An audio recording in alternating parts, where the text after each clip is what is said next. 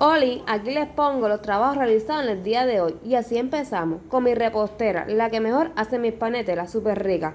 Así trabajo el cabello. Y yo le dije, vamos a realizarte una hidratación. Y ella que no quiere, que ella quiere ser china. Pues vamos, mi reina, ponete china. Le realicé un alisado orgánico.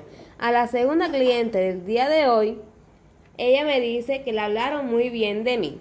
Y ella dijo, pues voy para allá para ver si ella me acomoda esta greña. Y así quedó su cabello. Dice ella que le encantó como le trabajé su cabello. Y así terminó mi jornada laboral por el día de hoy.